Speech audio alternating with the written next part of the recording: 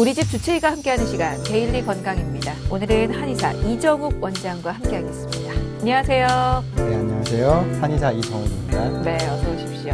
오늘 주제 바로 알려주시죠. 오늘은 소화의 식욕부진을 주제로 해서 대화를 나눠볼까 합니다. 네, 오늘 주제는 소화 식욕 부진입니다. 사실 아이가 잘 먹지 않으면 그것만큼 걱정되는 게 없을 것 같아요. 입맛이 왜 없는지, 왜 안 먹는 건지, 혹시 밥맛이 없는 건지. 그것 때문에 걱정하시는 분들 이 시간 좀 집중해 주시면 좋을 것 같습니다. 자, 먼저 식욕 부진의 정확한 정의부터 좀 여쭤볼게요. 어떤 상태를 말하는 겁니까? 소화의 식욕부진은 성인의 식욕부진과 정의가 약간 다르고요. 네. 소화의 식욕부진은 아주 다양한 원인에 의해서 입맛이 없거나 배가 고프지 않은 상태를 말합니다. 질병이라기보다는 하나의 증상인데요. 소화의 식욕부진은 아이들이 먹고 싶을 때 먹고 싶지 않으면 안 먹는다는 그런 이제 식욕에서 조금 유래해서 정의를 찾아볼 수 있고요. 네. 체력에 소모가 생기면 먹게 되고 힘이 생길 때까지 먹게 되고, 하지만 성장과 발달을 위해서는 아이들은 잘 먹어야 합니다. 단기간의 식욕부진은 문제가 없지만 지속되는 식욕부진이라면 원인을 찾아 개선하는 과정도 필요하고요. 그렇죠. 더군다나 아이들은 말로 표현을 잘 못하기 때문에 옆에서 부모들이 잘 관찰하는 그 역할이 굉장히 중요한데, 그래서 기준에 대해서 좀 여쭤보고 싶습니다. 이게 아이가 어떤 특정한 음식만 먹는 것도 이게 식욕부진이라고 할 수가 있습니까? 어른들이 음식에 대한 호불호가 있는 것처럼 아이들도 음식에 대한 호불호가 매우 명확합니다. 만약 하나의 음식을 거부한다면 단지 음식에 대한 취향이라고 존중을 해주는 것도 좋습니다. 네. 하지만 좋고 싫음의 범위를 넘어서 야채를 일절 먹지 않는다, 빵만 먹으려고 한다와 같이 먹을 수 있는 음식이 제한되는 경우라면 편식 상태라고 볼 수도 있고요. 일반적인 경우라면 단백질이 풍부한 생선, 고기, 콩요리, 칼슘이 풍부한 유제품, 해조류, 비타민이 풍부한 녹황색 채소, 과일, 빵, 감자류, 지방식품 등 다양한 영양소를 균형 있게 섭취하면서 몸이 만들어지게 됩니다. 하지만 편식으로 인해서 특정한 음식만 먹고 또는 먹지 않는 것이 지나치다면 신체적, 정신적으로 악영향을 끼치기 때문에 넓은 범위의 식욕부진이라고 볼 수 있습니다. 그렇군요. 그러니까 편식 때문에 어떤 특정 음식만 먹거나 너무 안 먹어도 이것도 이제 식욕부진에 속한다. 네. 라고 정리를 해주셨는데, 그렇다면 이게 편식 치료가 식욕부진 치료랑 어떻게 비슷하겠네요? 비슷한 부분도 있고 다른 부분도 있는데요. 만약 편식과 식욕부진이 함께 있다면 편식에 대한 교정보다는 무엇보다도 먹는 것에 대한 기억을 좋게 만들어주는 것이 좋습니다. 일단 먹는 것에 대한 두려움, 불안한 기억 등을 긍정적인 느낌으로 변화시켜 주어야 하고요. 그리고 난 후에 특정 음식에 대한 나쁜 기억, 경험 등도 개선해 주어야 해요. 즉 식욕부진 치료 후 편식 교정을 해야 한다는 약간의 선후적인 부분들을 예로 들 수 있습니다. 그렇군요. 근데 사실 치료받기 전에 병원을 방문하려면 인지를 해야 하는 부분이 있잖아요. 그렇기 때문에 자가진단법을 좀 여쭤보고 싶습니다. 식욕부진의 자가진단법 어떻게 정리를 좀 할 수가 있을까요? 내용이 조금 긴데요. 네. 다음과 같은 내용에 3개 이상 해당 사항이 있다면 세심하게 관찰해야 하고 5개 이상 해당 사항이 있다면 전문가와 상담을 받아보시는 것이 추천됩니다. 네. 먼저 쉽게 배불러하고 음식을 남긴다. 음식을 오래 입안에 물고 있는다. 식사 시간이 되면 좋아하지 않는다. 화가 나거나 피곤할 때 음식을 덜 먹는다. 하루에 2끼 이상 먹지 않는다. 최근 수개월간 먹는 양이 반 정도로 줄어들었다. 밥보다 과자, 음료수를 더 좋아한다. 초콜릿, 사탕과 같이 단 음식을 찾는다. 부모가 편식이 심하고 외식을 즐긴다. 아이의 편식이 매우 심하다. 처음 본 음식을 먹지 않으려고 하고 억지로 먹이면 토한다. 키와 체중이 평균에 미달이거나 최근에 성장이 더디다. 한 끼 식사 시간이 30분 이상 걸린다. 여기서 체크해 보시면 될 것 같습니다. 네. 지금 한 13, 4개 정도의 학문을 얘기를 해주셨는데, 이 중에서 3개에 해당이 된다면 유심히 관찰을 해보셔야 되고, 5개 이상 해당이 된다면 이제 전문의와 상담을 해보시는 게 좋을 것 같습니다.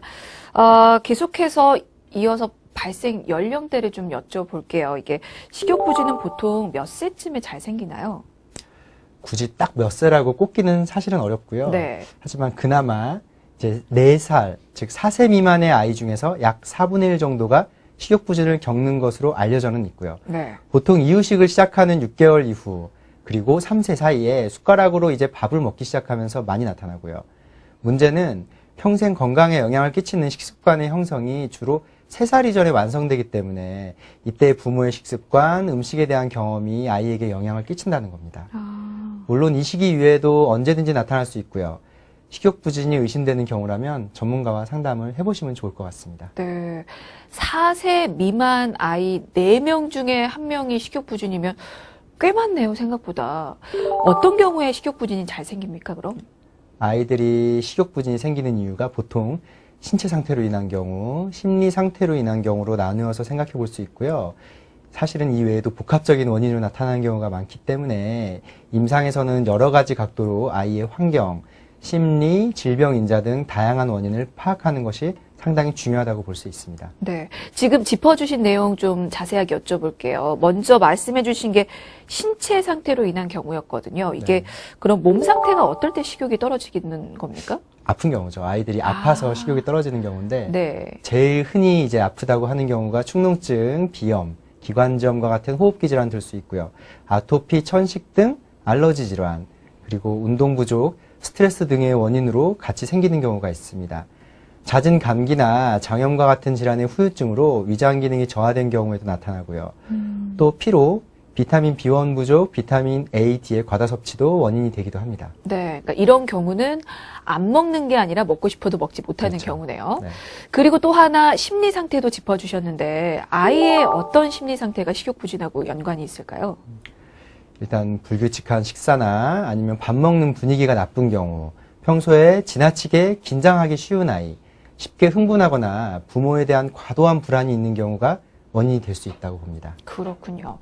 근데 이제 지금 이렇게 식욕부진에 대해서 얘기를 나누고 있는데 어떤 부모는 자연스럽게 거쳐가는 과정이다라고 얘기를 하실 수도 있거든요. 식욕부진 이거 꼭 치료를 해야 하는 겁니까? 그러니까 통계적으로 4분의 1 정도가 식욕부진이기 때문에 네. 다 치료해야 될 필요는 없고요. 네네. 하지만 이제 먹는 것이 줄어들어서 성장과 발달이 지연되거나 그리고 또 이제 오래 반복되다 보면 변비나 빈혈, 복통, 체중 감소로 이어지거나 영양소가 부족해지면서 성장을 방해하는 각종 대사질환이 생기게 되고 감염에 취약해지는 경우를 들 수가 있을 것 같습니다. 잔병치레가 증가를 하게 되면 위장장애가 계속 발생이 되고 기능도 떨어뜨리고 소화 흡수력이 줄어들고 변비, 설사, 복통, 방금 말씀드린 소화불량도 반복되고요. 식욕부진으로 인해 질병이 생기고 성장이 지연되고 입맛이 다시 떨어지고 다시 또다시 질병에 다시 노출되고 이런 악순환이 지속적으로 반복하는 것이죠. 그렇죠. 이게 안 먹어서 병이 잘 생기고 그리고 이제 성장을 잘 못한다면 이거 당연히 치료를 받아야 하는데 혹시라도 특별한 치료 없이도 자라면서 자연스럽게 식욕부진이 좀 좋아지기도 하는 경우가 있습니까? 그런 경우도 있고 아닌 경우도 있고요. 네. 아이들 대부분이 그러하듯이 그냥 방치만 한다고 좋아지는 경우는 조금 드물어요. 식습관을 개선하기 위해서 많은 노력을 해야 하는데 가족이 함께 해야 합니다. 함께 하는데 한번 식욕이 떨어진 아이들은 하루 이틀 만에 식욕이 돌아오는 경우는 드물고요. 식생활, 생활 환경적인 부분, 정서적인 환경 등 다각도로 세심하게 돌봐줄 때 식욕부진의 악순환의 고리를 끊을 수 있는 거죠. 그렇군요. 근데 이제 치료법 여쭤보기 전에 한 가지 궁금한 건 지금 식욕부진이라고 하면 안 먹는 경우를 많이들 생각을 하실 텐데 혹시 반대로 식욕이 너무 넘쳐도 문제가 될 수가 있을까요? 그렇죠. 아이가 식탐이 많다고 하는 경우에 이제 소화 비만인 경우에 조금 문제가 될 수 있고요. 네. 하지만 무조건 문제가 되는 것은 아니고요. 잘 먹는 것은 성장과 발달에 매우 중요해요. 하지만 식탐으로 인해서 아이의 체중, 체지방 등 체성분이 과도하게 불균형을 일으킨다면 소화 비만과 같은 문제가 될 수 있는 거죠.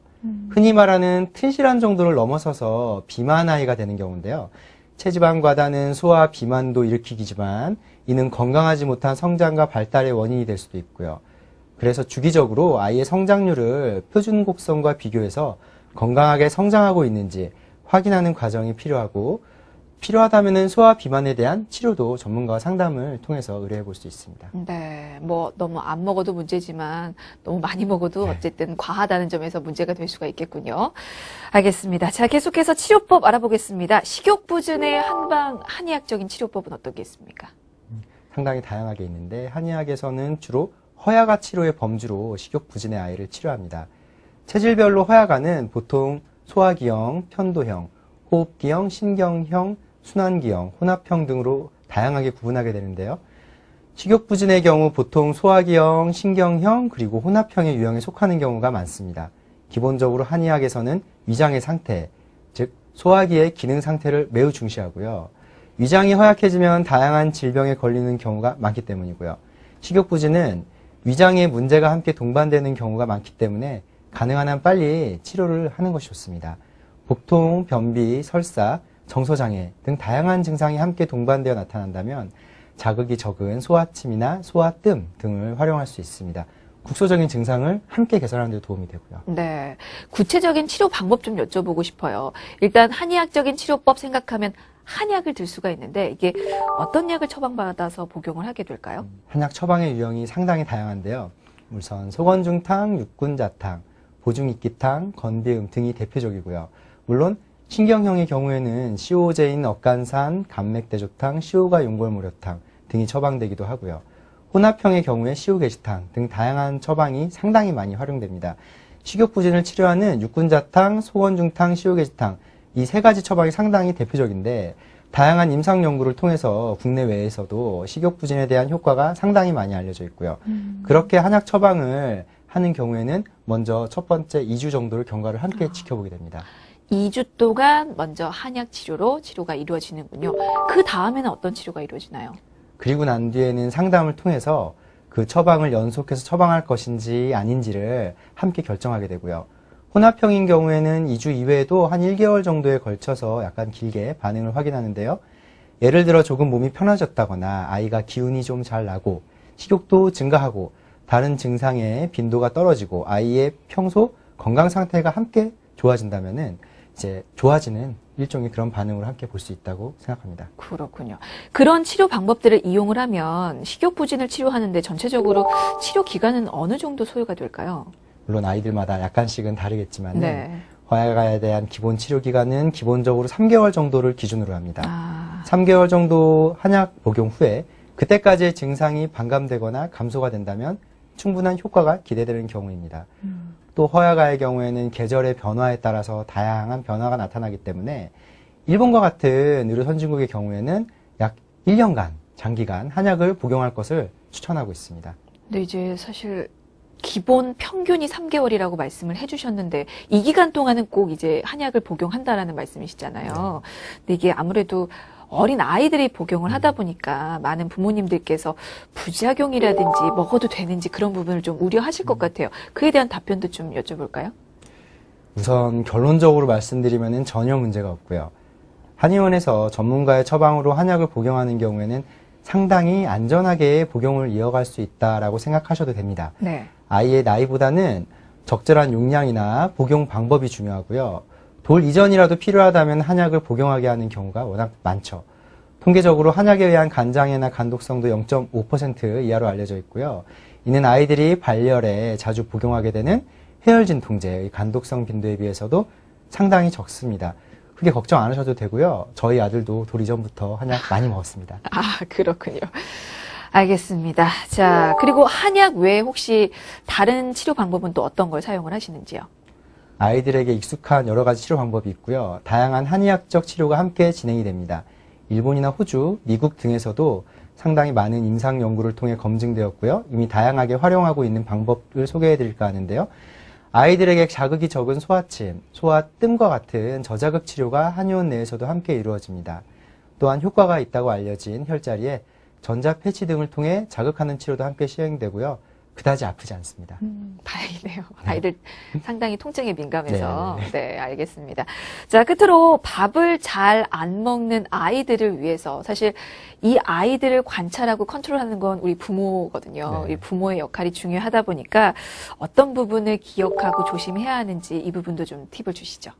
가장 중요한 것은 사실은 부모님의 사랑과 관심이고요. 네. 지속적으로 아이가 왜 안 먹는지를 함께 찾아보는 것도 굉장히 중요한데 원인을 정확하게 파악을 하는 건 부모만으로는 힘드니까 어쨌든 여러 사람들이 같이 도와서 아이의 증상 개선에 함께 노력하는 것이 상당히 중요합니다. 일단 한번 식욕부진이 장기화가 되면요. 먹는 것이 즐겁지 않고 그런 기억이 오랜 시간에 걸쳐 마음에 각인되어 있을 가능성들이 크기 때문에 식사를 하는 경험 자체가 좋은 이미지로 바뀔 수 있도록 해주시는 것이 좋습니다. 우리가 몸을 통해 느끼는 감각을 오감이라고 하는데요. 네. 촉각, 후각, 시각, 미각, 청각 5가지 감각을 맛있다고 느끼거나 식사를 하고 싶게 그렇게 마음이 들게 만드는 과정이 필요합니다. 먼저 촉각의 경우에는 삼키는 감각이 유화감이 들지 않게 만들어줘야 합니다. 수분이 많이 포함된 식사를 목 넘김도 좋고 씹기도 좋으니까 많이 만들어주는 것이 좋고요. 그리고 부드럽게 만든 음식을 식감도 좋게 해서 함께 느낄 수 있도록 체험할 수 있게 해주는 것이 좋습니다. 네. 또 후각의 경우에는 상큼한 향기가 있는 오렌지, 감귤은 식욕을 돋구죠. 공복 시에 요리의 향기를 듬뿍 느낄 수 있으면 좋고요. 향긋한 경험은 후각에 의해서 기억되고 먹는 것 자체가 행복한 느낌으로 다가오는 데 도움이 됩니다. 다음은 시각인데요. 요리를 하기 전에 아이에게 재료를 보여주면 음식에 대한 관심도도 높아지고 친근감이 높아집니다. 미각 역시 중요한데요. 천천히 씹어 맛을 차분하게 느낄 수 있는 담백한 맛의 요리가 추천됩니다. 오감 중에 마지막 청각은 음식을 씹어 먹을 때 들리는 바삭바삭한 소리, 그것인데요. 요리를 하는 소리, 재료를 자르는 소리, 튀김 소리, 접시 소리도 좋습니다. 그리고 오감 외에도 식사 시간에 가족과 특히 아빠와 엄마와 아이의 3명이 함께 나누는 대화도 중요합니다. 식사 시간은 아이가 느끼게 행복해야 합니다. 하루에 한 끼라도 부모와 아이가 한자리에 모여서 함께 식사를 하고 즐겁게 느긋한 분위기에서 아이의 이야기에 귀를 기울인다면 아이의 식사 시간은 행복한 시간으로 그렇게 기억으로 자리 잡을 것 같네요. 네, 알겠습니다. 지금 말씀을 들어보니까 소화 식욕 부진이 꼭 아이들 탓만은 아니라는 생각이 드네요. 우리 부모님들 본인의 역할은 안 하면서 아이들만 혼내시는 건 아닌지 걱정도 좀 됩니다.